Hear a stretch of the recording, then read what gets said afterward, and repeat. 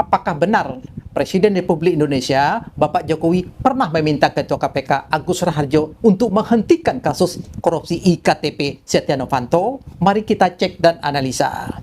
Baru-baru ini kita mendengar pengakuan dari mantan Ketua KPK Agus Raharjo yang menyatakan bahwa dia pernah diminta oleh Bapak Presiden Republik Indonesia untuk menghentikan kasus korupsi IKTP Setia Novanto sebagai berikut. Sebelumnya di program Rosi, Ketua KPK 2015-2019 Agus Raharjo mengungkap kesaksian saat Presiden Jokowi pernah meminta KPK menghentikan penyidikan kasus IKTP dengan tersangka Ketua DPR kala itu, Setia Novanto. Agus menyebut Presiden Jokowi memanggilnya sendiri membahas kasus korupsi IKTP. Saya terus terang pada waktu kasus IKTP, saya dipanggil sendirian. Oleh Presiden. Presiden pada waktu ditemani oleh Pak Pratikno. Jadi saya heran, biasanya memanggil itu berlima, ini kok sendirian. Dan dipanggilnya juga bukan lewat ruang wartawan, tapi lewat masjid kecil itu. Jadi dijemput dari sana. Nah itu di sana, begitu saya masuk, Presiden sudah marah. Presiden sudah marah, menginginkan, karena baru saya masuk itu, beliau sudah teriak, hentikan, kan saya heran, hentikan, yang dihentikan apanya gitu kan. Setelah saya duduk, ternyata saya baru tahu kalau yang suruh hentikan itu adalah kasusnya Pak Setnov. Ketua DPR waktu itu? Ya, Ketua DPR pada waktu itu mempunyai kasus IKTP, supaya tidak diteruskan.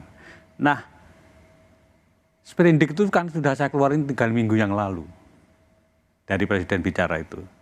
Sprindik itu tidak mungkin, karena KPK tidak punya SP3, tidak mungkin saya berhentikan, saya batalkan.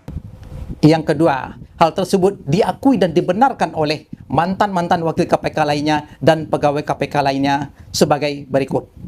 Mantan penyidik senior KPK Novel Baswedan mengaku sempat mendengar adanya informasi bahwa kasus korupsi EKTP atau KTP elektronik minta dihentikan oleh Presiden.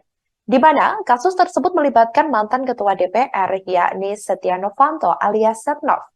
Novel Baswedan mengaku mendengar isu tersebut saat ia sedang berada di Singapura. Namun, Novel mengaku mendapat kabar itu dari Ketua Komisi Pemberantasan Korupsi atau KPK periode tahun 2015 sampai tahun 2019, yakni Agus Raharjo. Bahkan ia menyebut Agus sempat mengaku ingin mundur. Kendati demikian, Novel Baswedan mengaku tak mengetahui hal tersebut secara detail. Selain Novel Baswedan, Wakil Ketua KPK tahun 2015 sampai 2019 dan tahun 2019 sampai tahun 2024, yakni Alexander Marwata, turut membenarkan cerita Agus Raharjo. Agus Raharjo sebelumnya bercerita bahwa dirinya dimarahi Presiden Joko Widodo karena tidak menghentikan perkara korupsi EKTP yang menjerat Ketua DPR kala itu, Setia Novanto.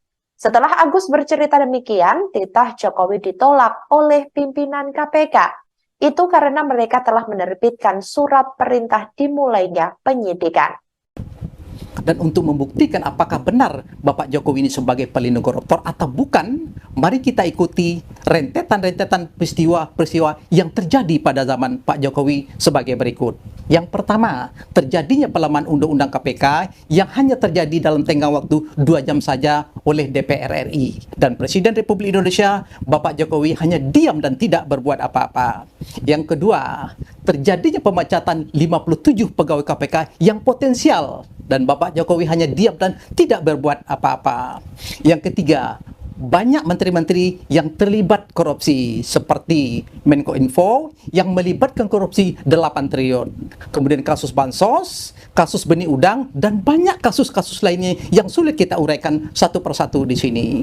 Kemudian yang berikutnya, kasus tindak pidana pencucian uang sebesar 349 triliun yang sampai sekarang hanya diam dengan alasan bahwa ada berkas yang hilang. Kemudian banyak menteri-menteri yang sekarang ini yang mendukung paslon 2 yang diduga terlibat korupsi tapi didiamkan saja, seperti Menteri Erlangga, seperti Menteri Olahraga yang telah mengembalikan 27 miliar, kemudian Menteri Zulkifli Hasan dan sebagainya. Berdasarkan hal-hal dan rentetan-rentetan peristiwa tersebut, maka diduga Presiden Republik Indonesia adalah pendukung dan pembela koruptor dan bukan pemberantas koruptor. Demikian, semoga informasi ini bermanfaat. Terima kasih.